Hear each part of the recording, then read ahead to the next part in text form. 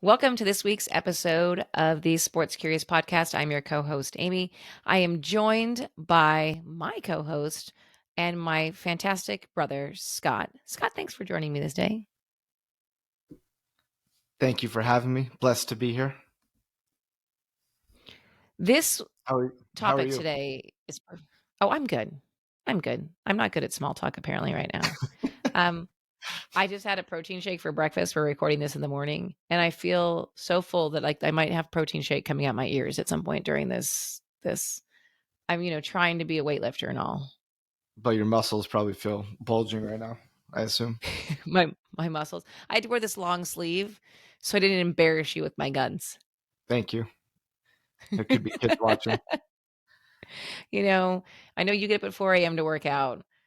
I get up at 5, but I didn't want to embarrass you for that extra hour of sleep and bulging Popeye biceps. It's extremely thoughtful. Thank you. Well, I mean, this is this Body is this body is what sisters positive. do.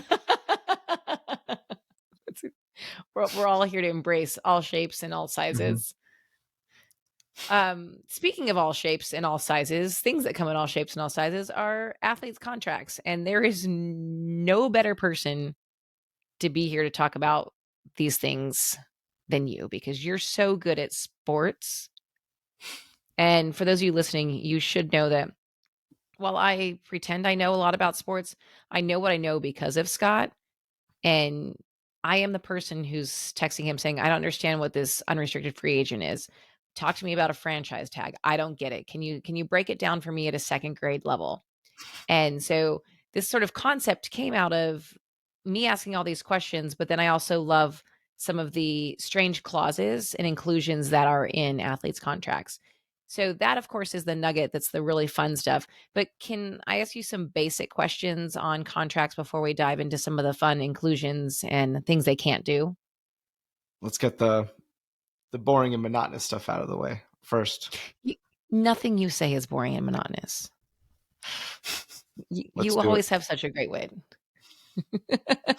So talk to me as sort of a basic, a free agent versus an unrestricted free agent. And this term kind of goes across professional sports. It's not just one specific entity that has this free agent, unrestricted free agency. So can you talk to me about what the difference of those are, please? So, unrestricted free agent is someone whose contract is up that they've signed with their team. No matter how many years, how much money it was, the contract's up and they are free to sign with anyone. So it's like a college recruiting process. Like when you're coming out of high school, you can go get wined and dined by other teams looking to sign you with no restrictions. You're free to choose. And then what's a free agent versus an unrestricted? What's the difference? So restricted is a player that there's a period where if you're restricted, the team that you are currently on has the option to match any offer that any other team can give you. And then you're pretty much forced to go You're back. forced to sign back. Okay, got Yeah. it. So that's the restricted portion of that contract. So you're It's all it kind of a free agent, but not necessarily. got it. You better like your team is what you're saying. Yes. And in theory, obviously, just like any other career, the further you go along in your career, the more bargaining chips you have, right? Like Aaron Rodgers going to the Jets, he could have gone anywhere for pretty much any defined term that he put in there, right? Well, he was traded, so he wasn't even a Oh, I don't. free Okay, agent whatsoever. No, he was traded. I So you I knew that. no, that's fine. I just wanted to clear that up because No, no, it's great. I mean, he had a lot of power because he probably wasn't going to go back and play anyways. So either trade me or pay me to not play. So, but there's a lot Interesting. of guys like LeBron James has been one of the best when he signs his contracts. He signed a lot of 1 and 2 year deals rather than signing in a 5 or 6 year deal. That way, he always has the power, and he can kind of pick and choose where he wants to go and do it on his terms. Well, and it's an interesting perspective though, because 1 to 2 year deals, you could get hurt and be totally screwed and have nothing, right, in 2 years. But if you Yes. have a 10-year deal, you have sort of that sustainable income if you will, and you may have, depends on how your contract is structured, you may get paid half if you get injured or whatever that might be. But you have that longevity where he's saying, I'm rolling the dice and betting on myself essentially every 2 years. And that's kind of goes back to, I know we've spoken quite a bit about how much he takes care of his body. So he's betting on himself almost every other year to sign a new contract. I mean, it's risky, but Right. as far as basketball goes, you're not getting hit as much as you would in football, so it's not necessarily quite as big of a risk, but it's still a risk. Sure. Absolutely. You're one rolled ankle away from the ending of your career at some point. Yes, and I'll say with the salary cap going up every year, he's been smart. That's why another reason he's doing these 1 and 2 year or 3 year deals. That way he can get more money rather than get locked in at a lower rate. So talk to me about a salary cap. Salary cap and luxury tax are similar. So talk to me a little bit about what those are in sports. So the salary cap is basically a number the league sets out for every team that their entire team must be under that number to play. So we'll throw a hypothetical number of like 150 million for an NFL team. Every player on that roster has to be under 150 million total. Okay. What and then a luxury tax they get that's baseball and they get taxed if they go above that 150 million, if you will. Yeah, so baseball's a little bit different in that regard. They don't have a salary cap at all, but they have a random number assigned for how much teams can spend before they start getting hit with a luxury tax. And the luxury tax goes to help other teams? Yes. Yes. Yes, Okay. and it's like I think the Mets this year, their luxury tax is more than like 10 teams total combined um, team salaries. So Oh, well, but if you've got it to spend it and you think, well, forget it, I'm going to just blow it out of the water in hopes that in the next year or two we win a World Series, and it's worth it to throw an extra 100 million out the window. I mean, mhm. it's priorities, right? And it's all about how much money you have and you're a big market team. So, It just depends on your owner's strategy if if they want to spend money or not. And we've seen right. right now in baseball, we have the two extremes. Teams are spending crazy amounts of money, and then teams that just don't care. They're just So spending nothing. yeah, it's kind of an interesting case study to see how people operate their teams. Well, and you see it in baseball because you see these teams that have won the World Series that have been duct taped together essentially, with a bunch of people who maybe are not real big high salary guys, and you've seen them win World Series because they have the right chemistry. It's a long season, like all that stuff is really important, and so you've seen teams that have done it, and then you see teams like the Yankees who back in the day won a lot, but are still fighting for that next World Series, and they're spending the money. They're spending as much as they possibly can. Hmm. Um, Something I want to maybe you can just enlighten me a little bit on the franchise tag. That's a football thing. Talk to me about this franchise tag thing and what it means. Because I'll be honest, you've explained it to me before, and I still don't entirely understand it. Yeah, they can make it incredibly complicated. And the franchise tag, it's point of contention between ownership and players. So when a player's their contract's about to be up, they could be a free agent. The team can place what's called a franchise tag on them, which is essentially a 1 year deal with fully guaranteed money. But if you're a football player, the risk of injury is so high that just a 1 year deal no one's really interested in. Right. So I really don't know why they have it. I assume at some point it'll go away, but for now it's a really big point of contention that players really hate it. Is there, and I was going to ask you where it came from, but that makes sense. But where does every team have a franchise tag on one player? Yes. Okay. And that's Yes. usually your And big money player, I'm assuming. yeah, it's someone they want to keep around, but they weren't able to come to terms on a long term deal. So they're trying to they can place it on the player and still negotiate, and hope to get it done before the season Okay. and hopefully get a long-term deal. But sometimes it doesn't work out, and that I think it really pisses a lot of players off. And I Oh, should I'm say that sure. the money is usually really good, but it's only for 1 year. Mhm. So I guess the terms are it's the average of the top 5 players at that specific position would Oh. would be the franchise tag. Oh, that's So and it's interesting. typically pretty good guaranteed money, but it's only 1 year. So as a team, you're rolling the dice and saying, "I'm gonna spend an you know what ton of money to keep, Lamar." Jackson was the first one that we talked that was recent. "I'm gonna spend all this money to keep him and hope that Yes, in that year I can renegotiate a deal." Got yes, it. and his situation was interesting. They placed it on the franchise tag on him, but then still negotiated, and they were able to end up come with a deal. So it gives them a little bit more time to negotiate, but it also can, ruffle feathers. Sure. Well, the interesting part too might be he now has a baseline of what he's worth, right? The average of the top 5 salaries. He says, "Oh, wait, but I'm actually worth $100 million a year or whatever that is, Mhm. and you were willing to pay me that for 1 year, so let's trim it and keep it for a 5-year deal or whatever." Yeah, and his whole thing was guaranteed money. So Mhm. Talk NFL, about guaranteed money. NBA, base MLB, and NHL have guaranteed contracts. So when you sign it, you're going to get that money no matter how many years. If you sign a 10-year deal with baseball, you're getting that money. But NFL, a lot of contracts, they look big in the beginning, but when you really look into the details, it's not all guaranteed money. There's a lot of incentives. There's a lot of, clauses with showing up to training camp and things like that that make the numbers seem higher. So you'll see a 4-year, $64 million deal with only $20 million guaranteed. And that's really all you're guaranteed in the NFL because of, injuries and things like that. Interesting.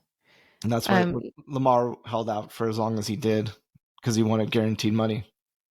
Makes sense. I mean, it makes sense. You're a quarterback. You're Hmm. getting the crap beat out of you all the time, so that makes a lot of sense. Now, one of the things that you talked about is contract inclusions.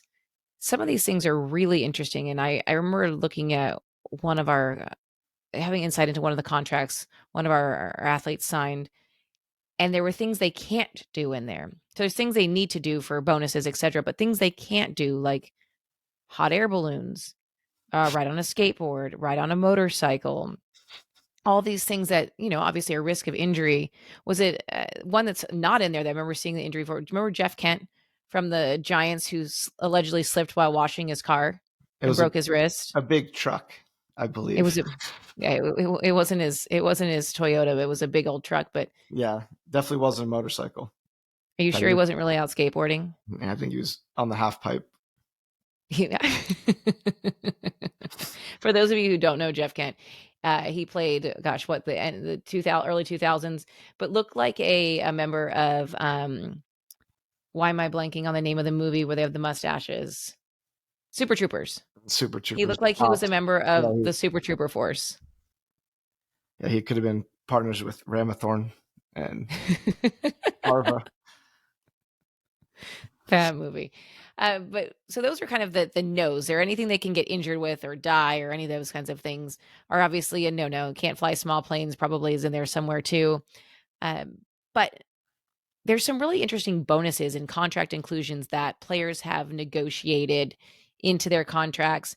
Rolly Fingers negotiated $100 mustache wax. He had one of those really big, sort of handlebar mustaches, and he had a mustache wax allowance into his contract.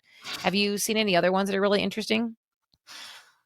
One of my favorites is he doesn't play in the Major League Baseball anymore. Manny Ramirez. He was Cleveland Indians and Boston Red Sox legend. He went over after his career was done in the MLB. He went over to Japan and just started playing over there. And I think I don't know if he's still playing, but he was definitely playing well into his mid 40s. He had a contract that stipulated unlimited sushi. Uh, I mean, that's not a bad place to be. No, I mean that's incredible. I know the fish They from don't they don't Japan. Yeah, extremely they don't really fresh. do all you can eat buffets in Japan, They do so not, no. So this that's, is I not mean, America. that you really made it in life. Yeah, noted, things I need to negotiate in my next contract. All you can eat sushi, but in Japan. In Japan, yes. In Japan, very, very specific. One, I do you remember Eddie Lacy from the Seattle Seahawks? He had a cut your weight from 267 pounds to 245 pounds from March to September. And if he kept it off until December, the Seahawks were going to pay him an additional $385,000, which I mean, I wish someone would pay me to lose 5 pounds. Yeah, and that's like kind of what we spoke about. The NFL contracts are incentive laden, and then you can get crazy things like this. This Eddie Lacy had a obviously a little weight issue coming out of college, and then going to Green Bay definitely didn't help with all their Cheese curds? incredible dairy products they have, cheese Mhm. curds Yes. and whole milk and things like that. Yes, shout out to So you all for that. so Seattle kind of had to put their foot down, and ultimately, I don't think he did very well with that contract stipulation. Oh, interesting.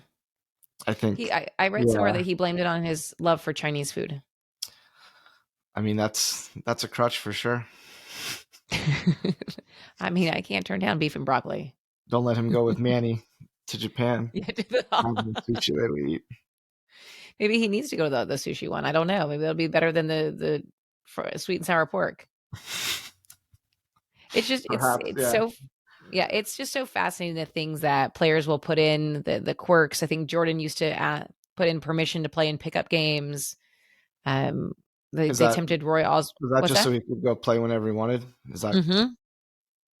Because that's not allowed because obviously you could injure get yourself injured? at a playground pickup game. So Did he have a kind of golf interesting. a permission to play golf nonstop too? I'm sure, and I'm not sure how the baseball factored into that, or cigar smoking, or gambling. But we will. That's neither here nor there. No. I'm sure as he went further along, that those things were in there. So, was there any interesting things, anything that you want to leave anyone with when it relates to maybe a contract or a strange clause before we wrap this one up? There's one legendary one that gets talked about once a year, and that's deferred payments Mm. and Bobby Bonilla Day. Are you aware of this national holiday? No, I'm not aware of Bobby Bonilla Day. Mets Every day. coach, right? No, Mets player, former Mets Mets player. player. Okay. So when his agent was negotiating his contract with the Mets, and I believe the Wilpons were the owners at the time when they got caught up in the big Ponzi scheme, Mm. and so they were just giving out wild contracts, and they have a deferred payment. So he makes $1 million every July. I believe it's for 30 years. Oh my gosh, that's outstanding. So yeah, every July he gets $1 million, and it's been going on. He hasn't played in probably a decade. Can we add Bobby Bonilla Day to our calendar so we remember to share that with people? Absolutely. But it's the same thing for the Diamondbacks, right? So when they won the World Series with Curt Schilling and Randy Johnson, they were all being paid in deferred payments. And when new ownership came on board, they said, we can't keep paying these guys for, Hmm. I don't know, I'm making this up, 10 years. And so they brought on some minority owners to help pay off those contracts and get it off the books because it's a liability as a company and you still have all this stuff. I mean, the team is still going, oh my gosh, we have to pay Bobby Bonilla $1 million and Just he's future 70. problems. I don't, Yeah. yeah. Owners just say we'll deal with it in the future. Yeah, pass that on to somebody else. Yeah, but I think the Mets new owner Cohen is he's embraced it. So I think I think Bobby Bonilla has been to the ballpark and kind of he makes him earn it now a little bit. Well, and the fact that they're spending as much money as they are in the first place Hmm. over the luxury tax, it sounds like the Mets could pay him out. Yes, But in all fairness, let's make it a thing. and then an annual celebration of just an incredible contract negotiation. Kudos to his agent. Hmm. Well, thanks for joining me. Thanks for sharing your wisdom. I appreciate you. And hopefully, you all learned a little something about contracts, strange clauses, maybe some things you can work into your own employment contracts. It's something we're thinking about deferred payments, Unlimited sushi. unlimited sushi, and mustache wax. Yes.